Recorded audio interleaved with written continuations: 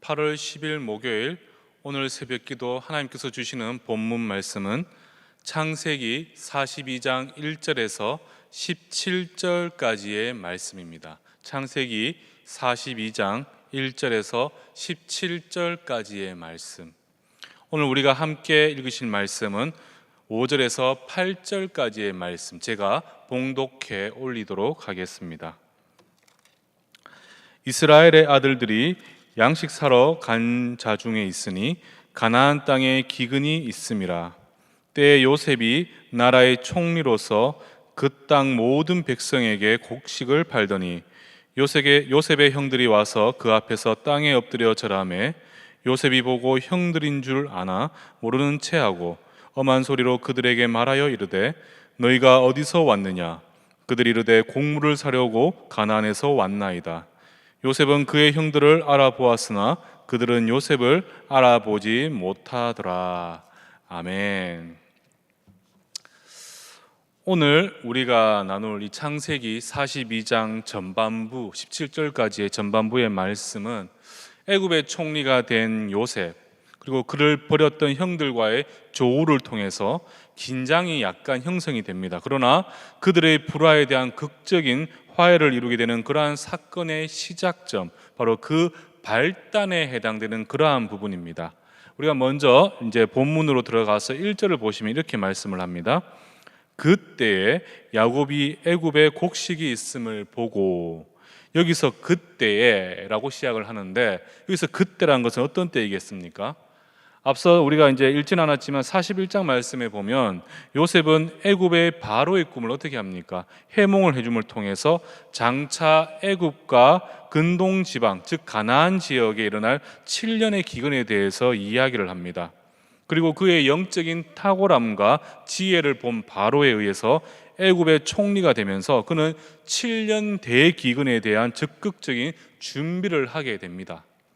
이어서 실제로 7년 풍년 후에 7년의 대기근이 시작되어서 모두가 굶주리고 있던 바로 그때 바로 지금 말하는 그때를 의미하고 있다는 것이죠. 요셉과 형제들 간의 그 관계의 회복, 더 나아가 이스라엘과 그 모든 가족이 애굽의 고센 땅에 오게 되는 그 이유, 궁극적으로 이스라엘 민족을 이루게 되는 하나님의 구속사의 새로운 전환점이 되는 바로 그 시작점이 되는 그때라는 것입니다. 이때에 야곱은 애국의 곡식이 풍성하다는 그 소식을 접하고 아들들에게 이렇게 명합니다. 2절 말씀에 내가 들은즉 저 애굽에 곡식이 있다 하니 너희는 그리로 가서 거기서 우리를 위하여 사오라. 그러면 우리가 서로 죽지 아니하리라.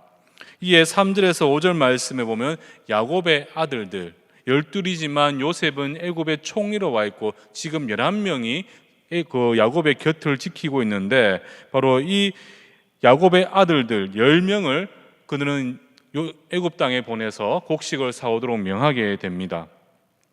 근데 그 요셉의 형들 10명은 애굽에 곡식을 사러 갔지만 누가 야곱의 곁에 남게 됩니까? 바로 야곱의 막내 아들이자 요셉의 친동생인 베냐민은 야곱이 애굽으로 보내지 않고 그의 곁에 두게 됩니다. 근데 그 이유가 무엇이냐면 4절 하반절에 이렇게 말씀을 합니다. 그의 생각에, 여기서 그는 바로 야곱이죠. 바로 야곱의 생각에 재난이 그에게 미칠까 두려워함이었더라.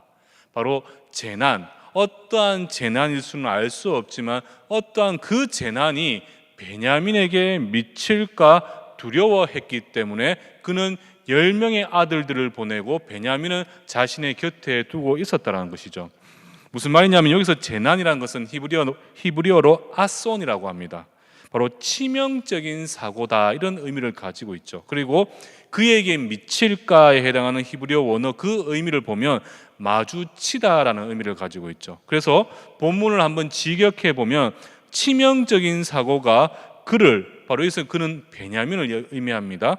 그를 우연히 마주치지 않도록 이렇게 해석을 할 수가 있다는 것이죠. 결국 야곱은 무엇을 걱정하고 있다는 것입니까?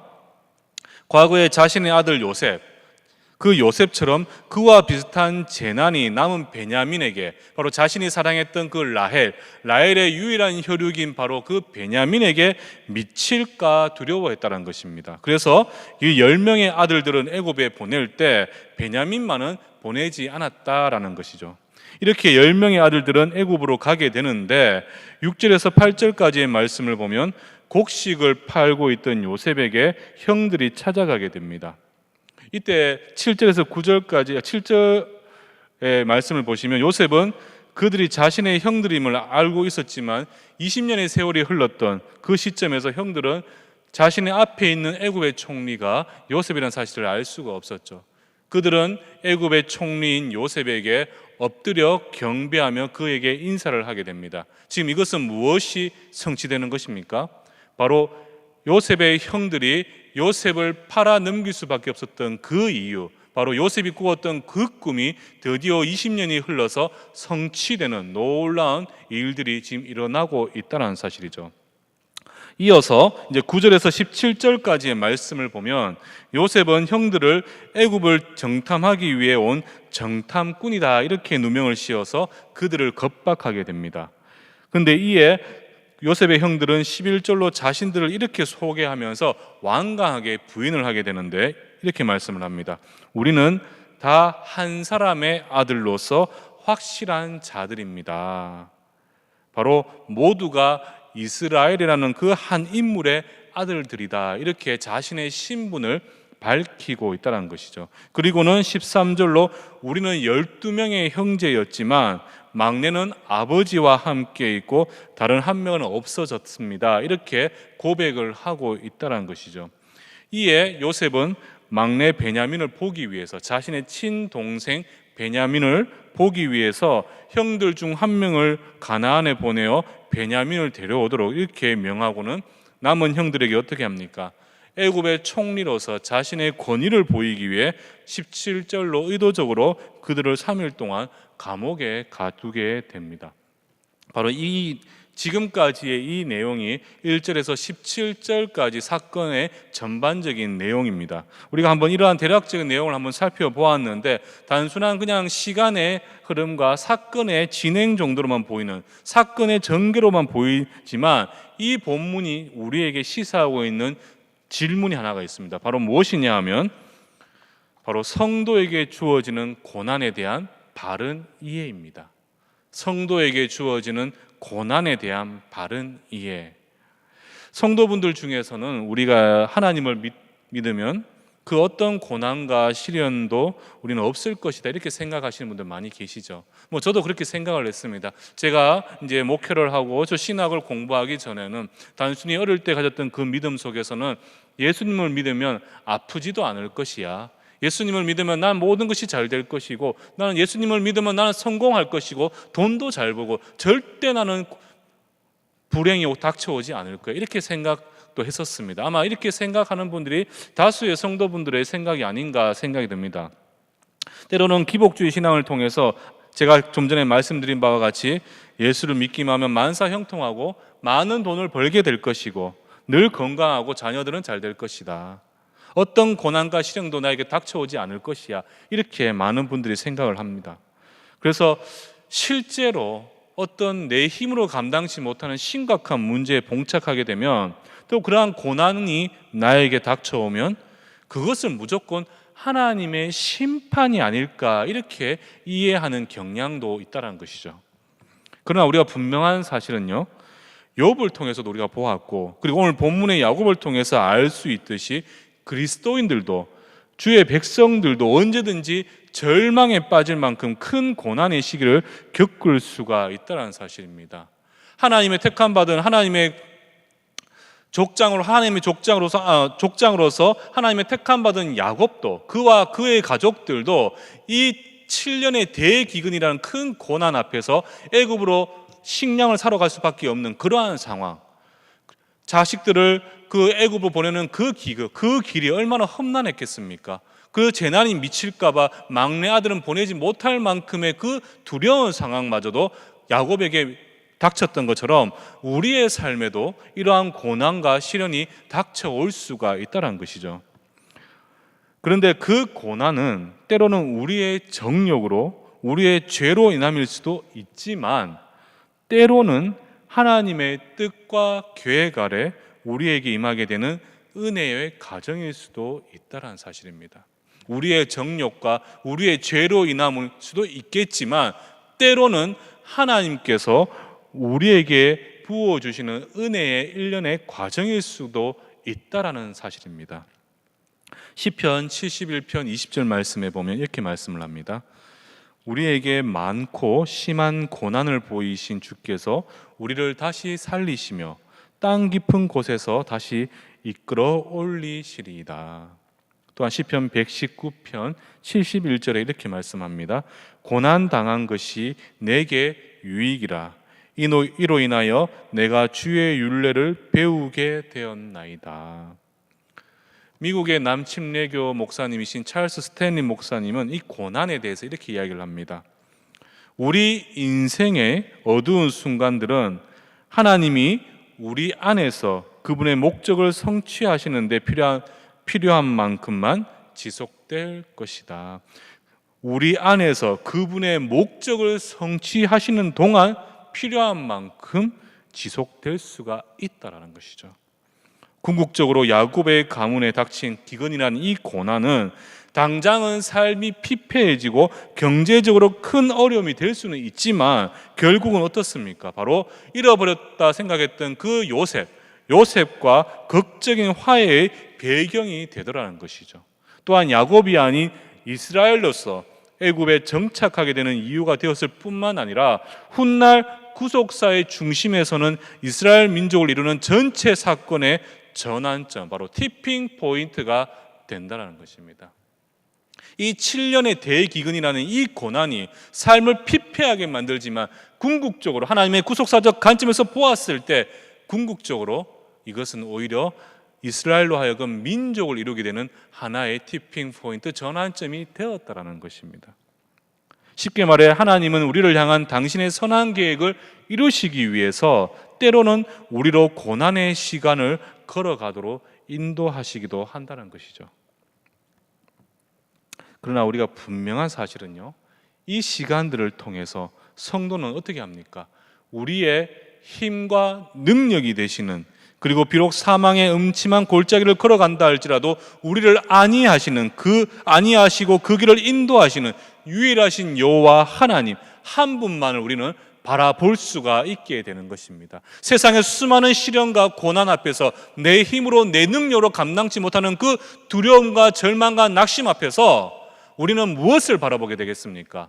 이것이 하나님의 심판이요, 이것이 하나님의 저주라 이렇게 생각할 것이 아니라 오히려 이 시간을 통해서 우리는 우리의 구원자 되신 능력의 하나님, 바로 창조주 여호와 하나님 한 분만을 바라볼 수 있는 소중한 시간이 될 수가 있다는 것이죠.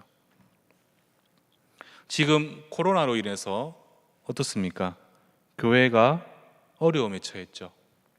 성도들의 삶이 많이 피폐해지고요, 우리가 정말 사모했던, 너무나 당연시 여겼던 그 예배의 자리에 나오지 못함에 이것이 우리에게 큰 시련과 고난으로 지금 다가온 것도 사실입니다.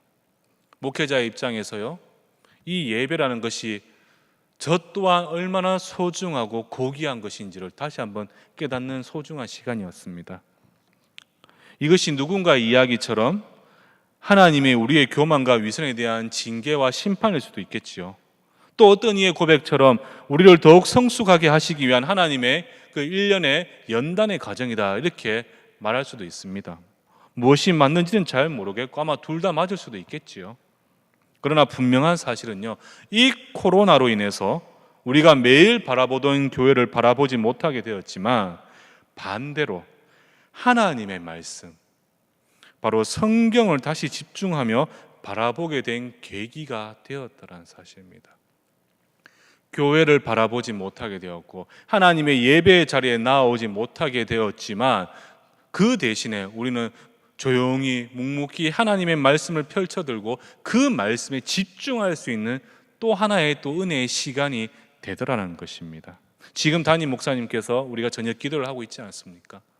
한 절의 말씀을 붙들고 우리에게 주시는 그 메시지를 붙들고 하나님 앞에 기도하는 이 시간, 우리는 그러한 시간을 통해서 더욱더 하나님과의 1대1 더 깊은 교제의 시간을 나눌 수 있는 그러한 소중한 시간이 되었다는 것입니다. 과거 유다가 패망하고 나서 백성들이 절대적으로 의지했던 것이 무엇이냐면 바로 성전이었습니다. 성전에 임하시는 하나님과 그분의 말씀이 아니라 그 당시 유대 백성들은 무너져 버리는 성전을 바라보며 탄식을 하고 있었다는 것이죠. 그러나 그때 성전이 무너졌을 때 그때 비로소야 백성들은 하나님의 말씀을 온전히 바라보았던 것처럼 사람을 보지 않고 건물을 바라보지 않고 오직 주의 말씀에 전무하며 그 말씀 앞에서 다시 온전히 설 수 있게 된 은혜의 시간임을 우리는 볼 수가 있습니다. 그런 점에서 지금 우리가 보내고 있는 이 인고의 시간들, 우리는 다시 한번 믿음의 눈으로 바라보면서 찬송가 384장 2절 가사처럼 나의 갈 길 다 가도록 예수 인도하시니 어려운 일 당할 때도 족한 은혜 주시네. 나는 심히 고단하고 나의 영혼 매우 가라나 나의 앞에 반석에서 샘물 나게 하시네. 이 인구의 시간, 코로나로 인해서 내 삶이 정말 피폐해지고 내 가족이 정말 힘들고 정말 내 힘으로 감당치 못하는 숱한 어려움과 그 낙심 속에 있다 할지라도 이 상황 속에서도 나의 갈 길 다 가도록 인도하시고 어려운 일 당할 때 족한 은혜 부어주시면서 내가 심히 고단하고 내 영혼이 비록 가라다 할지라도 나의 앞에 그 반석에서 샘물 나게 하시는 그 하나님의 긍휼과 사랑, 우리는 그 하나님의 은혜를 소망하며 바라볼 수가 있다는 것입니다. 말씀을 마무리하도록 하겠습니다. 사랑하는 성도 여러분들, 꼭 기억하시기 바랍니다. 성도라도요, 하나님의 택한 백성일지라도 고난은 언제든지 우리에게 닥칠 수가 있습니다. 그러나 분명히 우리가 한 가지 사실은 무엇이냐면 이 고난을 통해서 우리가 믿는 하나님이 바로 만물의 주인이신 여호와 하나님이심 우리는 믿음의 눈으로 목도하게 될 것이란 것이죠.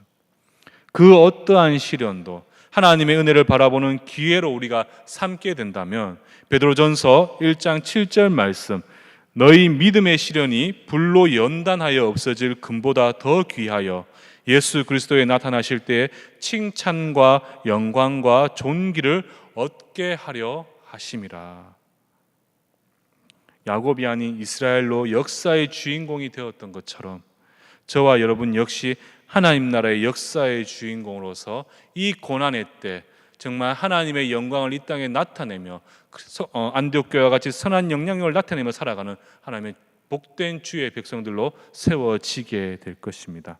그 하나님을 바라보면서 오늘 하루도 주의 도우심을 의지해서 당면한 모든 일들을 승리하시며 살아가실 수 있는 귀하 복된 우리 내일교회 성도님들 되기를 주님의 이름으로 축원합니다. 우리 오늘 말씀을 기억하면서 함께 기도드릴 때 지금 우리가 처해 있는 당면한 수많은 문제들이 있습니다. 주님께서 함께하여 주셔서 하나님의 크고 놀라운 능력의 손으로 우리를 붙들어 주시고 이 모든 상황마저 선하게 인도하실 여호와 하나님의 놀라운 은혜를 목도하며 정말 주님께 찬양과 경배와 영광을 돌리는 삶을 살아가는 귀한 주의 백성들 될 수 있도록 은혜 더하여 주시옵소서. 또 우리 함께 기도드릴 때 우리가 오늘 함께 기도드리는 기도 제목은 전도와 섬김입니다. 지금 모든 것이 멈춰 있지만 하루빨리 하나님께서 우리에게 명하신 그 전도의 사명 잘 감당할 수 있도록 은혜 베풀어 주시고 이 일을 통해서 살아계신 하나님의 영광이 다시 한번 이 땅에 비춰질 때 세상 모든 사람들 다시 한번 주님 앞에 돌아오는 놀라운 역사를 허락하여 주시옵소서. 우리 다 같이 이러한 기도 제목으로 합심하여 기도하도록 하시겠습니다. 기도하십니다.